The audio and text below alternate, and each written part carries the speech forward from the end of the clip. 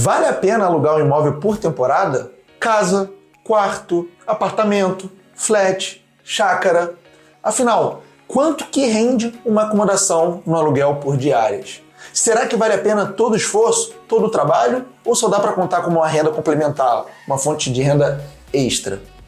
Quando o assunto é aluguel de temporada, existem muitas dúvidas. Mas para respondê-las, nada melhor do que eu trazer números reais de uma acomodação que eu administro. Então, se você quiser descobrir quanto que uma acomodação pode render no aluguel de temporada, qual é o potencial e se realmente compensa, a aula de hoje é para você. Então, roda a vinheta e vem comigo.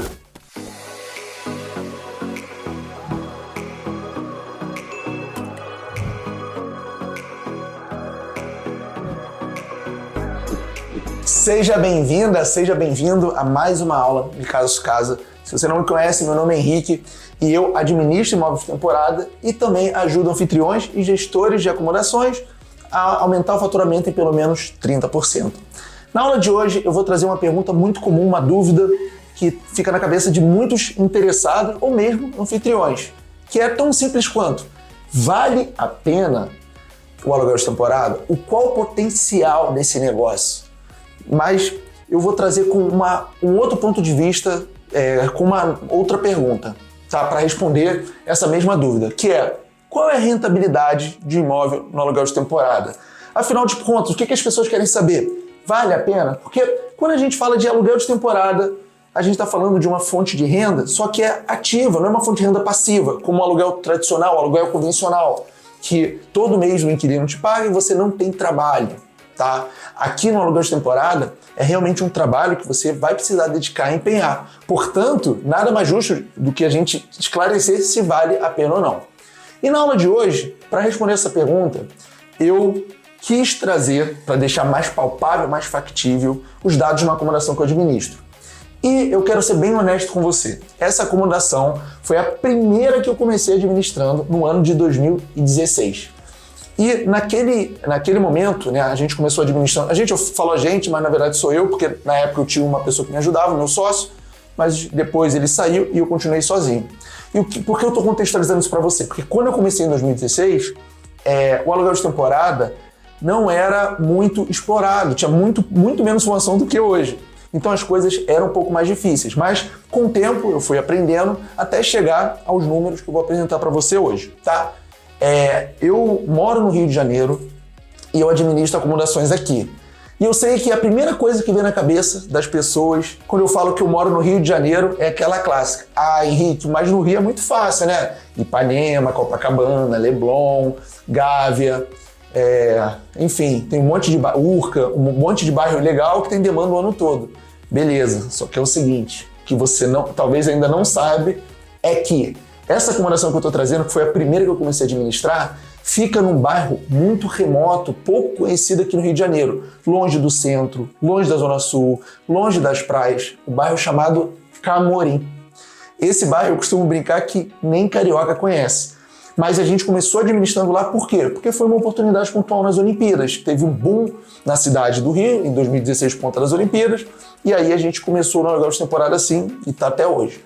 Tá? Então eu estou trazendo isso porque é importante você saber, porque tudo isso que eu estou falando vai estar conectado com os dados que eu vou te apresentar. Os dados são muito animadores, mas eu não estou falando que tem receita de bolo, fórmula mágica ou requisinho, né, para da noite para o dia você ter esse tipo de resultado.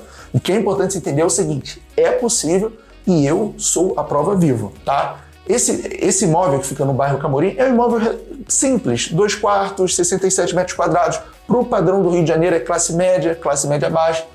Tá. O que é a primeira coisa importante você saber, e eu já vou te explicar por que eu olho para essa informação com muito carinho, tá? Eu acho que faz todo sentido quando a gente vai analisar rentabilidade. Como a gente está no mercado de aluguel de temporada de imóvel ou hospedagem, se você tiver uma pousada, um albergue, seja o que for, a gente precisa levar em consideração o quê? O valor do imóvel, tá? Esse imóvel que eu estou me referindo, ele tem um valor mais ou menos em torno de 400 mil, né? 420, depende do momento, tá? Mas, assim, 400 mil eu sei que é um preço, um valor justo para o padrão desse imóvel, tá?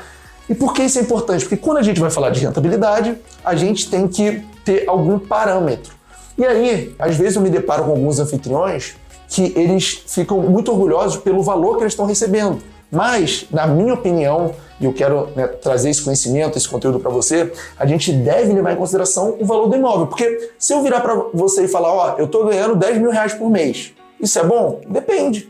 Se eu estou administrando bem do valor de, sei lá, de 5 milhões, não sei se é tão bom assim. Agora, se eu estou administrando imóveis de um somatório de 800 mil, ganhando 10 mil, me parece muito melhor. Então, é importante a gente levar em consideração o valor de mercado atual. Essa é uma dúvida muito comum.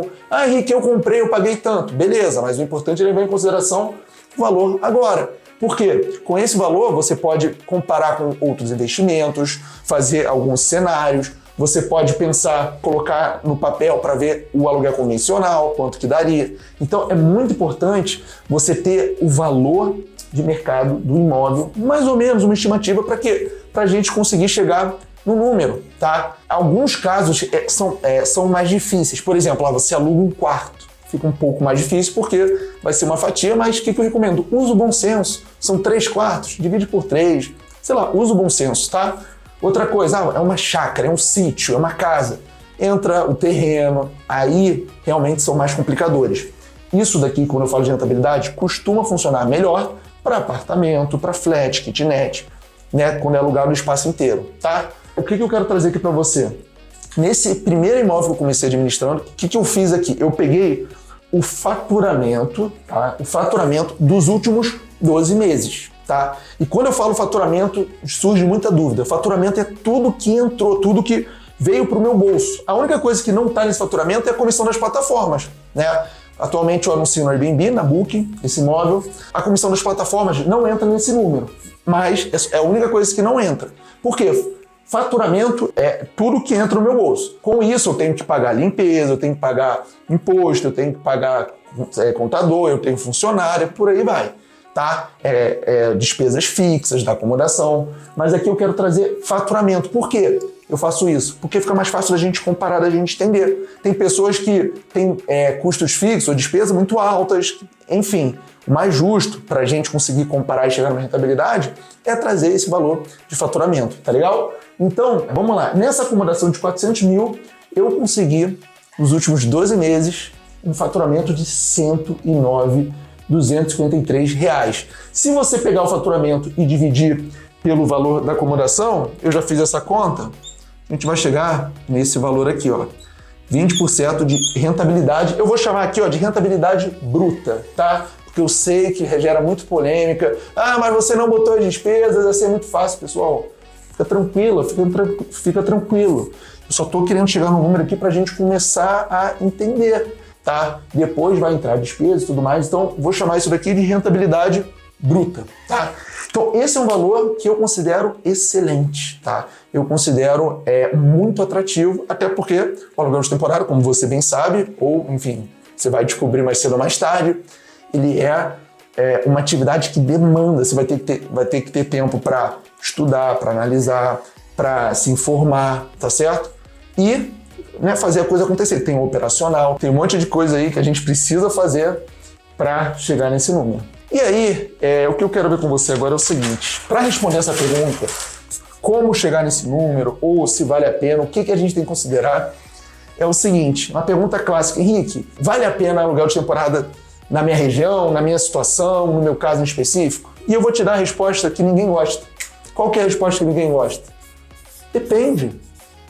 Existem vários fatores que determinam o potencial de uma acomodação por temporada, tá? Eu vou trazer aqui com você os principais, só que o que eu vou fazer diferente aqui nesse vídeo é explicando os pontos que eu acho importantes, os pontos que eu gostaria de saber quando eu comecei, eu levo em consideração quando eu vou pegar uma acomodação para administrar e também o que eu gosto de instruir os alunos ou meus seguidores quando me pedem ajuda com isso, tá? Basicamente, quando a gente fala de aluguel de temporada, para analisar o potencial ou para tentar chegar no entendimento se a rentabilidade vai justificar, vai compensar todo o trabalho, existem 3 fatores que a gente precisa analisar. Então vamos começar pelo primeiro. Qual que é o primeiro grande fator que faz a diferença, tá? Quando a gente fala de aluguel de temporada? A localização, tá? Isso aqui não é segredo para ninguém. Só que eu quero aprofundar um pouquinho com você. A grande pergunta é, por que a localização é um dos fatores que fazem muita diferença? A resposta é simples, tá? Apesar de muitas pessoas não chegarem a essa conclusão, por conta da demanda. Porque é o seguinte, a gente consegue cobrar, independentemente do produto, do serviço, do negócio, o preço, o valor que você pode cobrar, que o mercado paga, está diretamente relacionado com a demanda. Se tiver muita demanda para alguma coisa, naturalmente o preço vai ser maior, tá? E aí a localização determina muito isso, porque tem muito mais pessoas procurando, por exemplo, a cidade do Rio de Janeiro, do que, eu imagino, qualquer cidade do interior do estado do Rio de Janeiro. Dando um exemplo bobo aqui que veio na minha cabeça. Então, a localização é determinante por conta da demanda, tá? E eu tô falando isso porque pode parecer simples, pode parecer óbvio, né? Pode parecer ridículo o que eu tô falando, mas existem outros pontos que também a demanda impacta, que os anfitriões acabam que não se atentam. Por exemplo, quando a gente fala de precificação, uma coisa que varia na demanda é o tempo, né? O que eu quero dizer com isso? Entrando numa parte mais técnica, só para abrir um pouco sua cabeça.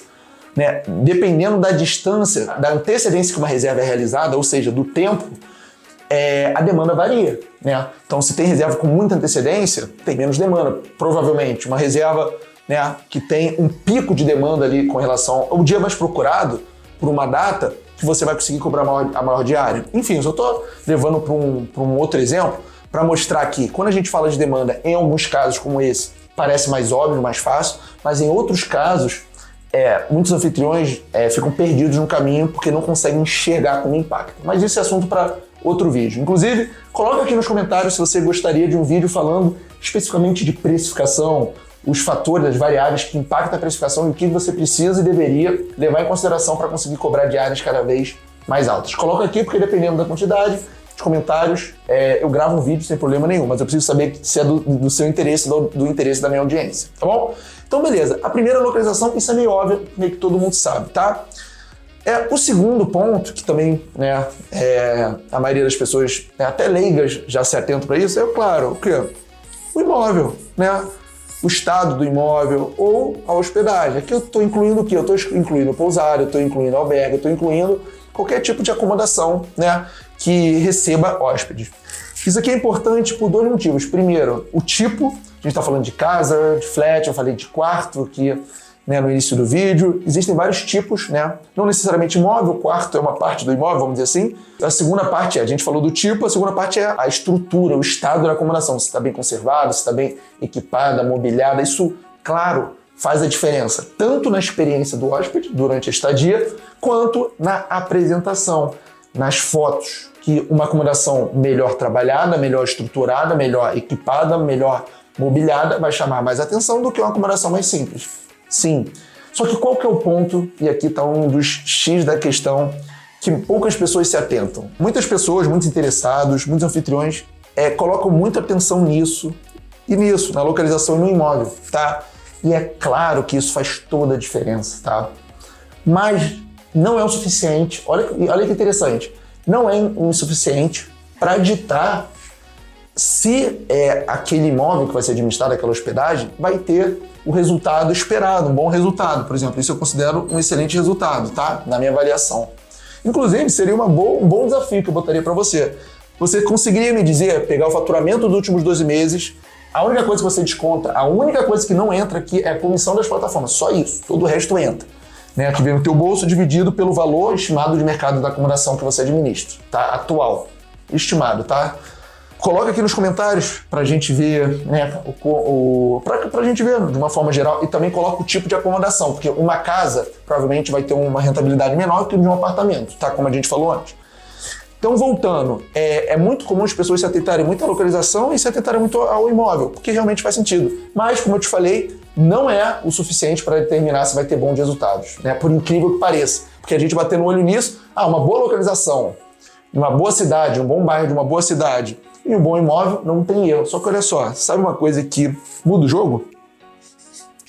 O anfitrião, o gestor. Por quê? Eu vou traçar um cenário muito legal aqui para você, ó. Cenário A e cenário B.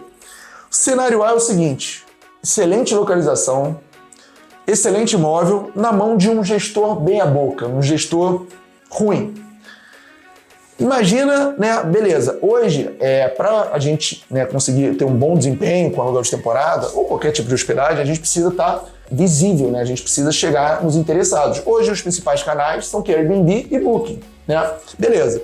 Então, do que adianta um imóvel, um excelente imóvel, uma ótima localização, se ele, por exemplo, estiver na terceira, na quarta, na quinta página de pesquisa, os hóspedes não encontram ele?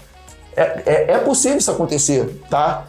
E por que isso acontece? Porque muitos anfitriões não sabem o que trabalhar, como trabalhar, para quê? Para melhorar cada vez mais a visibilidade, para esse imóvel, esse anúncio estar melhor ranqueado, né? E cobrar diárias cada vez maiores. Tem anfitrião que bota muita restrição, tem muito anfitrião que não sabe precificar, que tira foto, né? Fotos repetidas, fotos escuras, fotos tremidas. Se você abrir o Airbnb, você vai ver muito mais anúncios de baixa qualidade do que bons anúncios, tá? Salvo algumas exceções, tá? Por exemplo, Gramado é uma exceção, o nível de Gramado é muito alto. Só um exemplo aqui, tá? E aí, então o cenário A é uma boa localização, um bom imóvel, na mão de um gestor ruim, ele não vai conseguir posicionar bem, por exemplo, essa acomodação. Agora, o cenário B, uma localização ok, um imóvel ok, na mão de um excelente anfitrião. Esse anfitrião, ele vai conseguir trabalhar essa acomodação, esse anúncio, para aparecer no topo da primeira página, né? Cada vez mais próximo do topo. E aí, essa acomodação, por mais que não esteja na melhor localização e não seja o imóvel mais vistoso, sei lá qual adjetivo seria legal, da cidade, ele vai ser mais encontrado, mais reservado e vai conseguir uma rentabilidade, repare que eu estou falando, rentabilidade maior do que do cenário A. Então, eu gosto de trazer esse exemplo para ficar muito claro o seguinte: a localização imóvel fazem muita diferença, mas não determinam.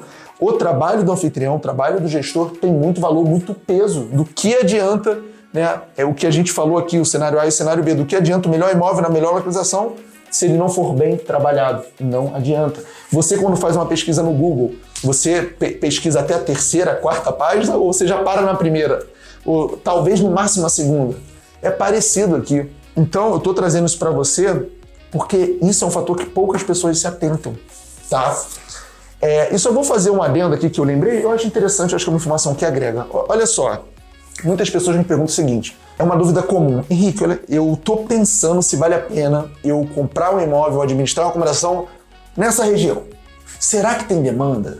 Será que tem procura? E eu vou te responder, vou te dar duas respostas para você chegar nessa informação.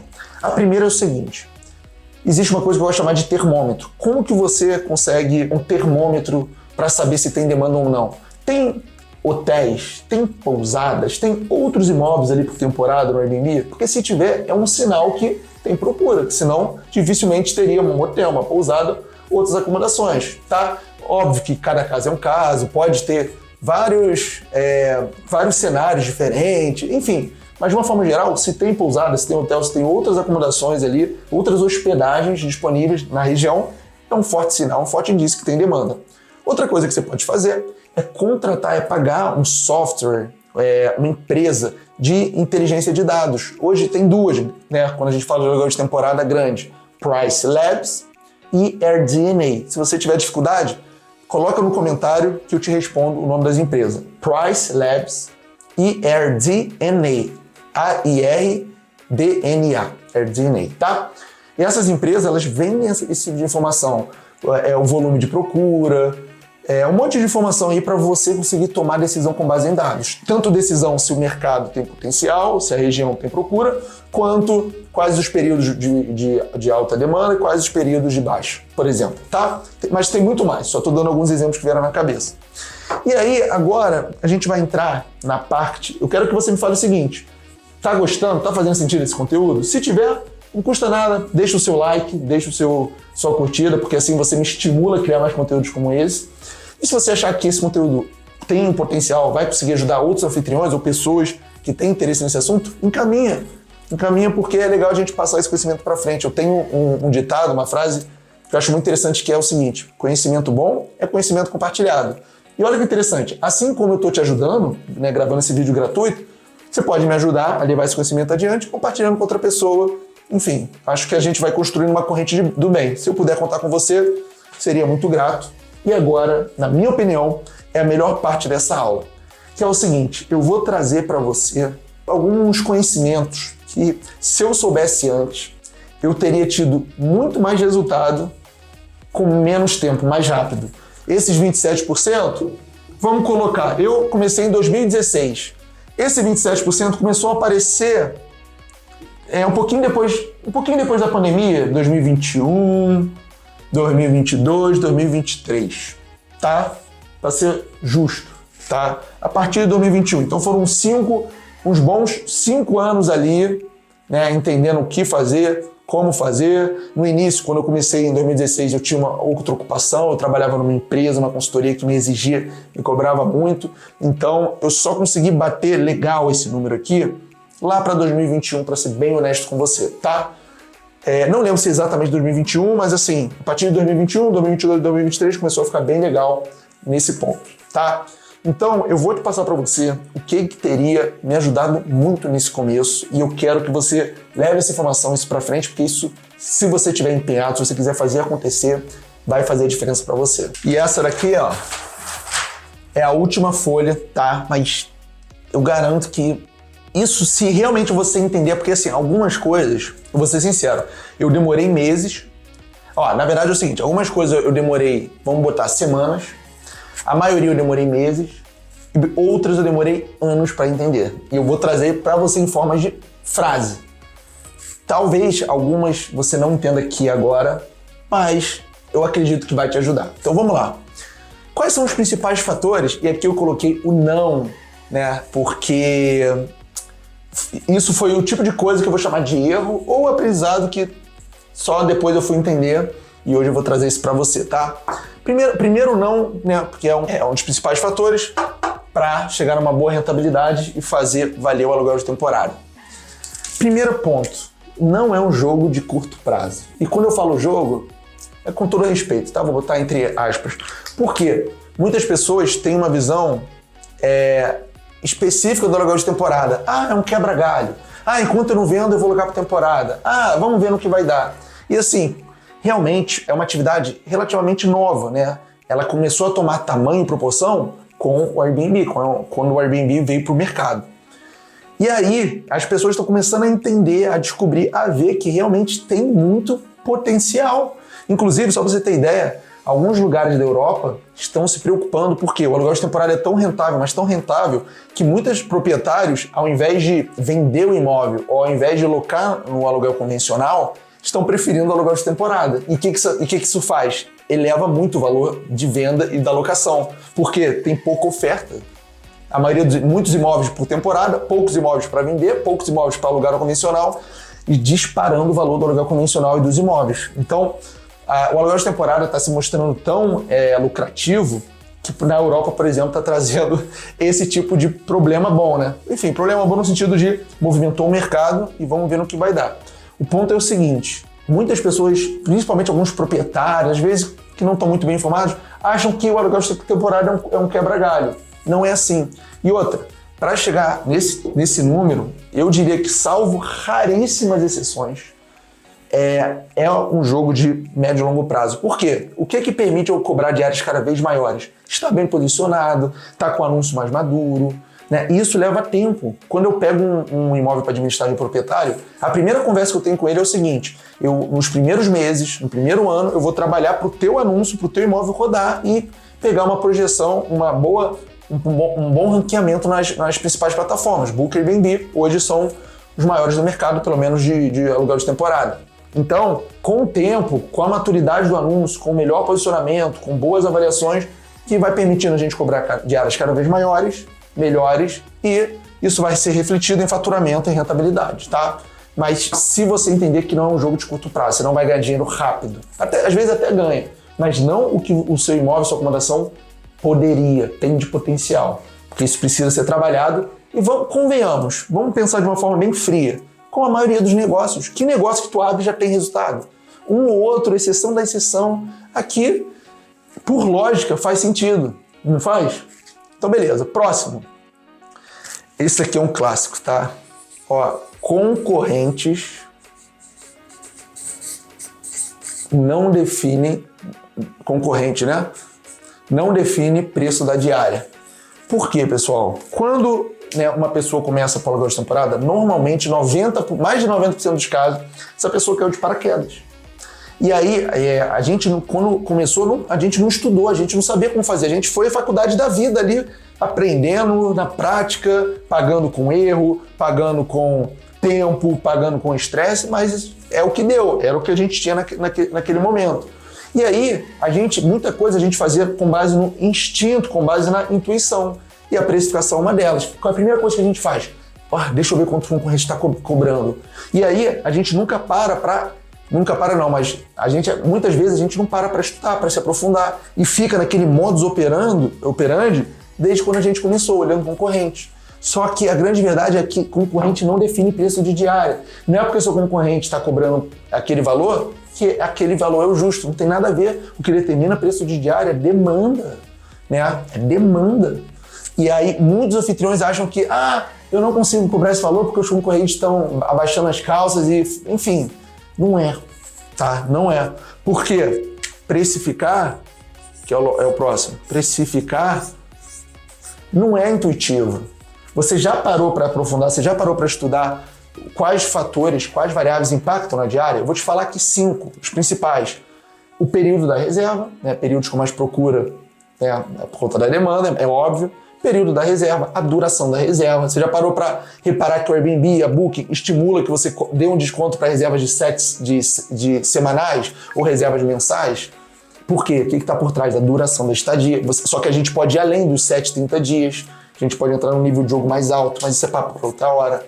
Terceiro, antecedência da reserva. Quando você compra uma passagem de avião mais próximo do dia do voo, não está mais caro do que com muita antecedência? Por quê? Quarto ponto, quantidade de hóspedes. Quanto mais hóspedes, isso pode e deve ser refletido no valor da sua diária. Quinto ponto, maturidade do anúncio. O anúncio com 170 avaliações pode e deve cobrar mais na diária do que se fosse o mesmo anúncio com 8 avaliações, porque está mais maduro, está mais consolidado, correto?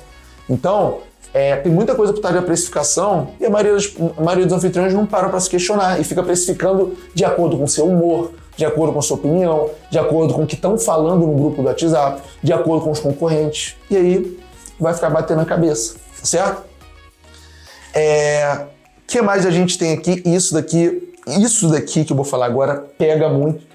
E outra coisa, eu quero que você me fale quantos dessas e quais você está passando ou qual virou a chave aí na tua cabeça. Coloca nos comentários. Porque às vezes, o que eu vejo?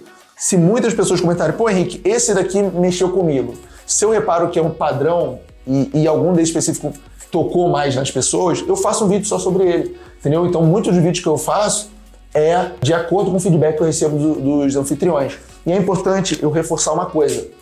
Algumas pessoas estão me conhecendo agora. Todos os vídeos que eu produzo, todo o conteúdo que eu gero, eu tenho blog, tenho Instagram, tenho YouTube, tem um monte de coisa. Os formatos eu vario. Texto, áudio, vídeo, imagem, post, por aí vai.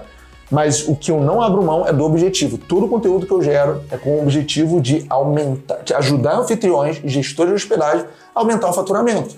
Tá? Eu não costumo falar de coisas genéricas. O hóspede quebrou o copo, o que eu faço? Aquelas perguntas genéricas. Não, eu não sou a melhor pessoa para te ajudar. Eu consigo te ajudar muito com questões de faturamento, precificação, visibilidade, tudo que envolve ali faturamento, tá? Essa é a minha especialidade. E aí, falando em faturamento, o que não aumenta a receita, que a maioria dos anfitriões ficou muito preso, e eu passei anos com isso? Operacional. Quando é operacional, o que eu falo?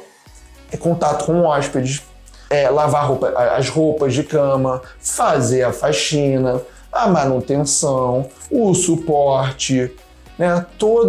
Solicitar documento, receber o hóspede, entregar a chave, resolver problema, imprevisto, tudo isso é operacional. Só que o que acontece? Quando a gente começa com o negócio de temporada, normalmente a gente caiu de paraquedas. E assim, a vida do empreendedor é isso mesmo.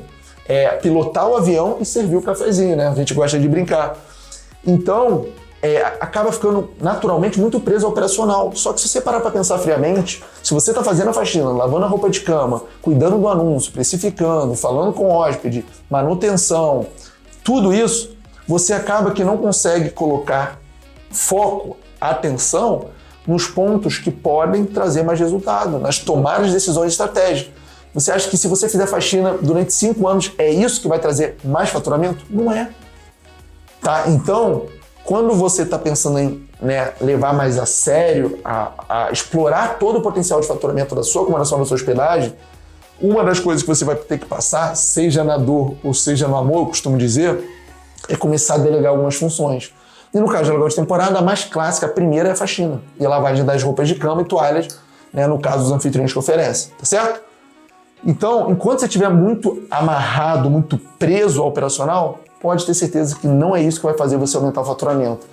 E tem anfitrião que fica batendo cabeça, precificando, olhando os concorrentes, só preocupado com a faxina e fica naquela corrida de ratos ali, se preocupando com coisa, botando atenção e foco só em coisas que não necessariamente vão aumentar o faturamento. Não estou falando que o operacional não é importante, é óbvio que é importante. Sem fazer a faxina, sem tocar a parte operacional, responder hóspede, criar anúncios, precificar, óbvio que não vai acontecer. Não é isso que eu estou falando. O que eu estou falando é, se o anfitrião só foca e fica muito tempo no operacional, não vai conseguir, provavelmente não vai aumentar o faturamento, tem uma boa rentabilidade, tá? Só que isso demora essa ficha para cair.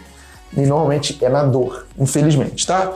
O que mais? Esse daqui é muito importante. Esse é um clássico. Ó. Aluguel de temporada não é sinônimo de Airbnb, pessoal. Não é. O que acontece na maioria dos casos? O Airbnb deixa os anfitriões bem ou mal. Eu nunca sei se é bem ou mal acostumado. Por quê? É fácil de mexer. No início dá resultado, porque a plataforma sabe que precisa te viciar naquele começo. Então cria uma falsa sensação que, opa, já anunciei, já consegui várias reservas. Não, a plataforma propositalmente te dá um grande empurrão para você ter aquela sensação de, já consegui ter resultado com pouco esforço, tá? Isso acontece.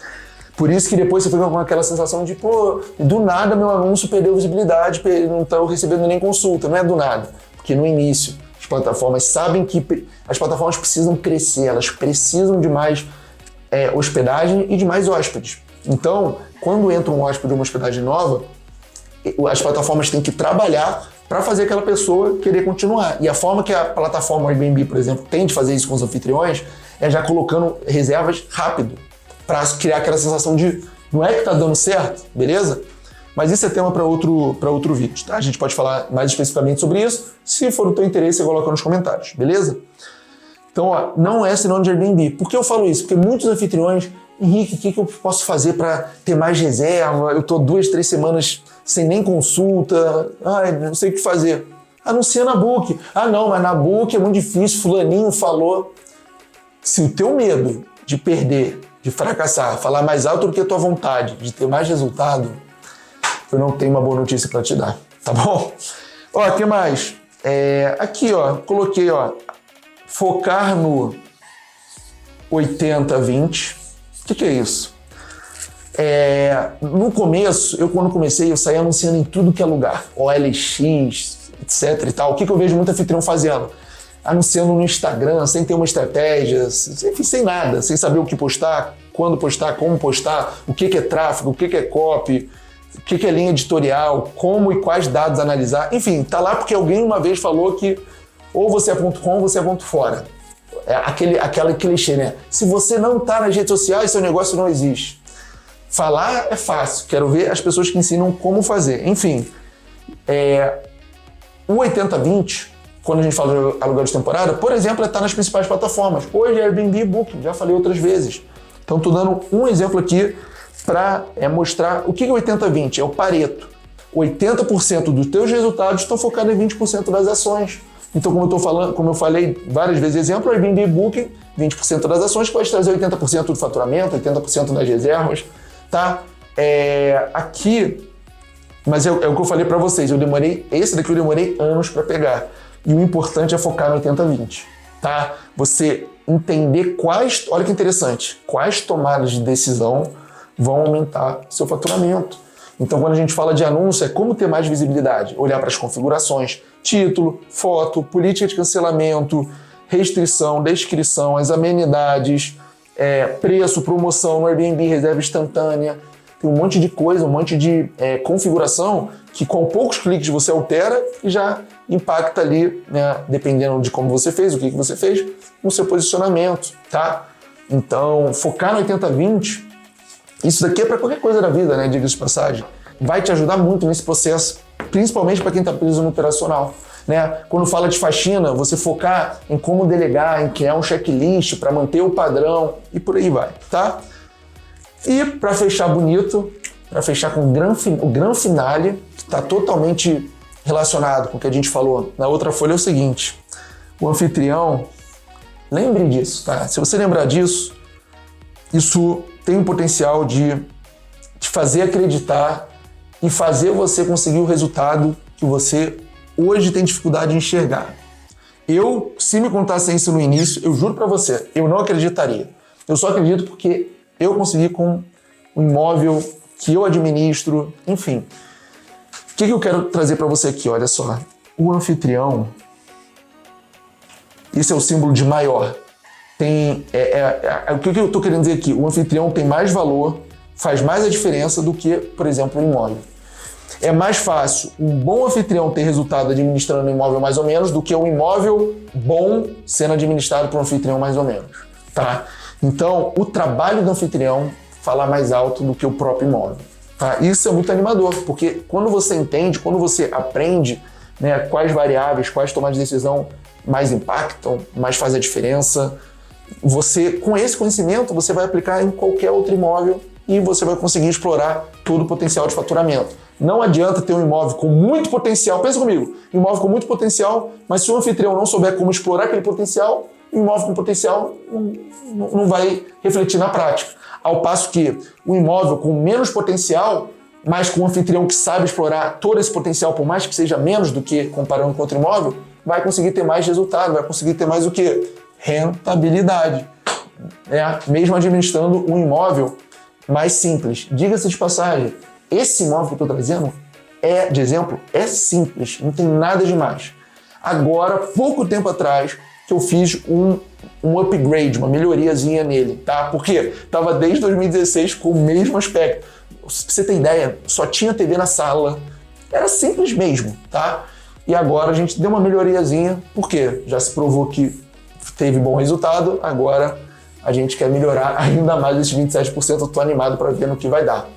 E aí, que tal? Gostou do vídeo? Entregou o que você esperava?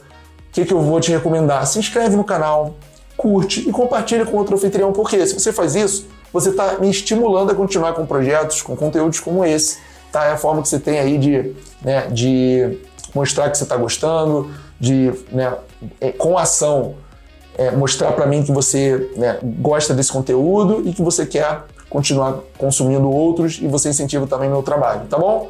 Coloca nos comentários o que você gostou, qual vídeo você gostaria, qual assunto mais te interessa, qual chave virou, aonde está o seu maior problema, se é na operacional, se é na precificação, se você quer entender como ter mais resultado no médio e longo prazo, coloca aqui nos comentários, eu vou ter um prazerzaço de ler o seu comentário, entender quais são suas maiores dúvidas e fazer vídeos como esse para esclarecer sua dúvida com a profundidade que ela merece e não de forma rasa. Tá beleza? Então espero que tenha gostado. Te vejo na próxima. Tchau, tchau!